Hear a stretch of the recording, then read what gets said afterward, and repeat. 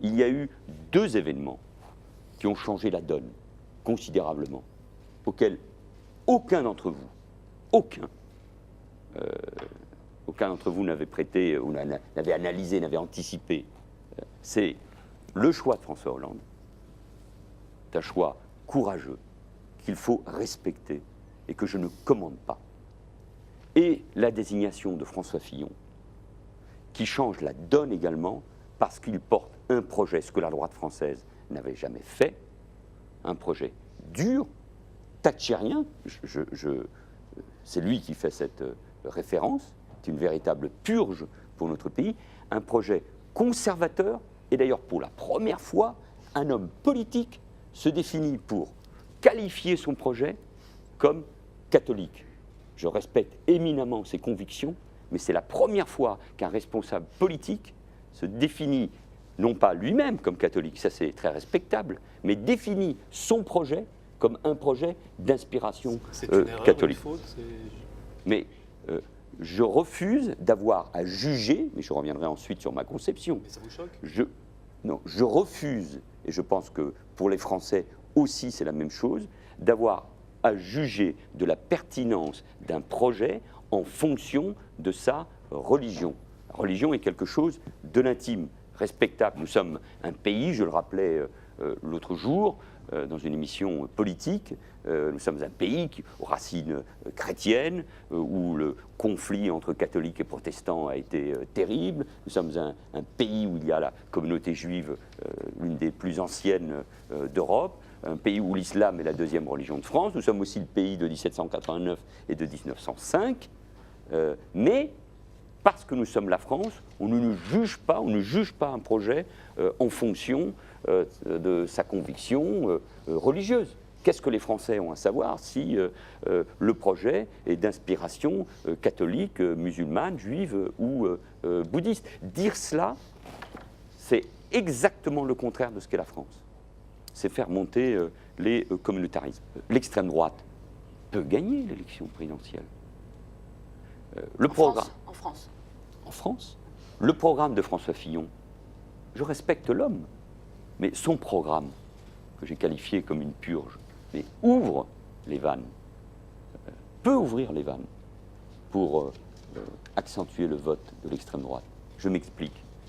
Les fonctionnaires de catégorie C, qui ont demain le sentiment qu'avec le projet de François Fillon, ils seront rayés de la carte, en tout cas évincés. Les personnes qui craignent de ne pas être remboursées des médicaments, ceux qui sont attachés profondément à la sécurité sociale, il faut réformer, bien évidemment. Toutes ces personnes, pour aller vite, vont se dire, mais qui nous protège? Et donc, l'enjeu de l'élection présidentielle, c'est de démontrer qu'on peut avancer, moderniser le pays, et en même temps protéger les Français, pas seulement du terrorisme, mais les protéger. Les protéger. C'est pour ça qu'y compris sur un certain nombre de sujets, j'ai évolué. Ce besoin de protection qui ne doit pas se traduire par l'enfermement, par le conservatisme, par le fait qu'on ne bouge plus. Mais ce besoin de protection, il est très fort. Donc c'est à la gauche d'incarner ce besoin de protection. Mais Emmanuel Macron veut l'incarner également. Mais que les progressistes veuillent incarner ce besoin de protection, c'est bien. Mais on ne peut le faire que si on considère que les politiques libérales ont en grande partie échoué.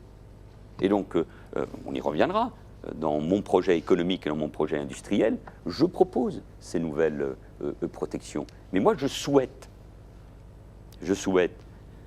rassembler dès la primaire la gauche socialiste, la gauche, les progressistes, mais aussi ceux qui refusent le projet de Fillon, qui seraient les victimes du projet de François Fillon. Et je souhaite, enfin j'aspire, c'est aux Français de décider, j'espère que si je suis désigné par les Français à l'occasion de la primaire citoyenne, je pourrai, je vais vite là dans les étapes, mais c'est pour que vous compreniez mon souhait, que le deuxième tour nous oppose François Fillon et moi. Parce que je crois que c'est le débat dont le pays a besoin. Rien ne serait pire qu'un deuxième tour avec l'extrême droite. Par cynisme, les uns ou les autres peuvent aspirer à ce que l'extrême droite soit au deuxième tour pour pouvoir la battre. D'abord, rien n'est écrit, mais un grand pays comme la France, avec une extrême droite qui serait entre 40 et 50%,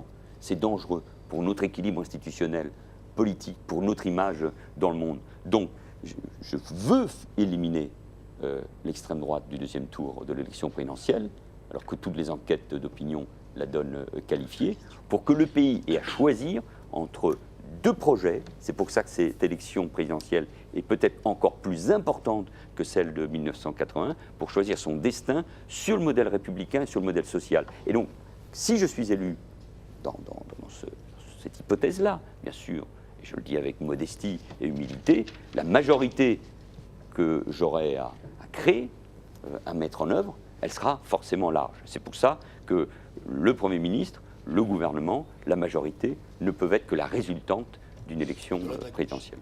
Le rôle du président de la République, quand il est un homme issu du camp progressiste, de la gauche, c'est de protéger les Français. Et puisque les Français veulent savoir où ils vont, moi je veux les protéger du terrorisme et de l'insécurité, des effets de la mondialisation, et je veux leur donner les outils pour se protéger aussi, sur le plan éducatif ou sur le plan de la santé.